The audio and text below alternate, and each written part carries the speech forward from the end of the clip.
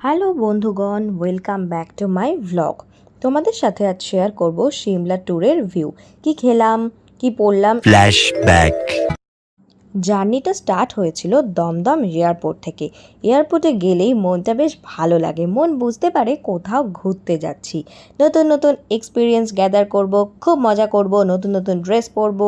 আর ফ্লাইটে যদি window seat থাকে তাহলে তো কোনো কথাই নেই। ফ্লাইট থেকে নেমে বেশ আমাদের খিদে পেয়ে গিয়েছিল। আমরা খেয়েছিলাম পনির উইথ রাইস, কেসারি ঠান্ডায়, বেশ টেস্টি ছিল। হলদিরামস থেকে লাঞ্চ করে দেন আমরা দিল্লির রেল স্টেশন থেকে যাচ্ছিলাম চণ্ডীগড় বাই ট্রেন। এগেন আমি ট্রেনের উইন্ডো সিটে বসেছিলাম আর সানসেটের ভিউটা এত বিউটিফুল ছিল, I can't explain my words, unbelievable. কানে হেডফোন, এরকম ভিউ, আর হচ্ছে চিপস। ট্রেনটা ছিল চেয়ার কার এসি, আর অনেক হকারও উঠছিল। রাবড়ি, সামোসা, চা, কফি, কোল্ড ড্রিঙ্কস, বিস্কিট। আমরা খেয়েছিলাম ফ্রেঞ্চ ফ্রাই, চা, নুডলস। কাজের মধ্যে বাড়িতে না এত খিদে পায় না, কিন্তু কোথাও গেলে খুব খিদে পায়। আমার মতো আর কে কে এরকম আছো যে ঘুরতে গেলে সবসময় মুখ চলে। তারপর সন্ধেবেলা পৌঁছে গেলাম সিমলা সিটিতে বাই কার। পরের দিন সকালে সাইট সিন করতে বেরোলাম।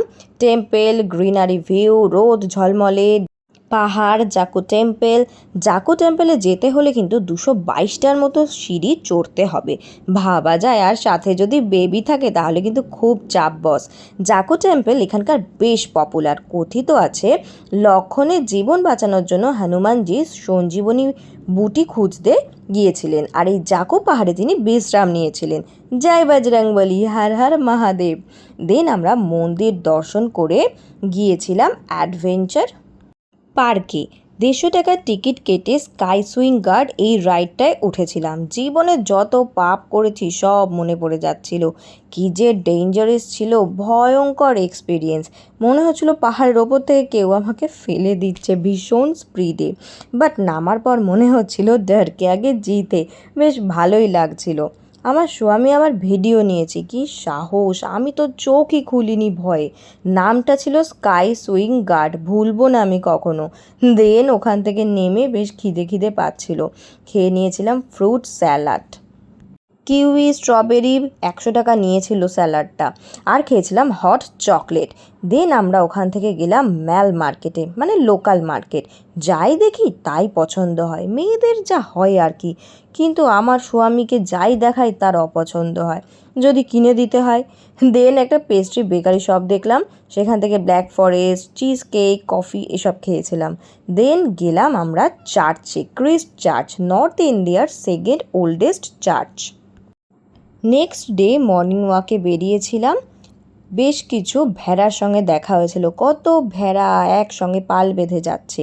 দেন আমরা রুমে এসে রেডি হয়ে নিলাম, মানালির জন্য প্যাকিং করে নিলাম। ব্যালকনি থেকে ভিউটা কিন্তু খুব সুন্দর ছিল, একদম নিরিবিলি, জাস্ট ওয়াও।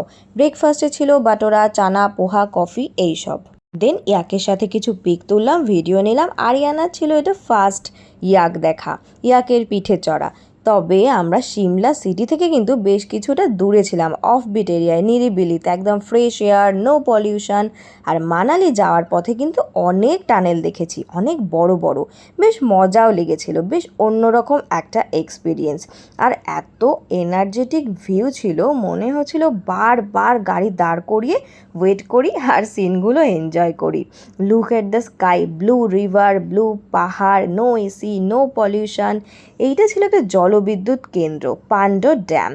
বিস রিভার, এটা ছিল মান্ডি ডিস্ট্রিক্টের একদম মধ্যেই। এটাই ছিল আমার সিমলা ভ্লগ। কেমন লাগলো তোমরা প্লিজ কমেন্টে বলো। দেন আমি সাহস করে আরও ভ্লগ বানাবো। কিপ সাপোর্ট, সবাই ভালো থেকো, টাটা।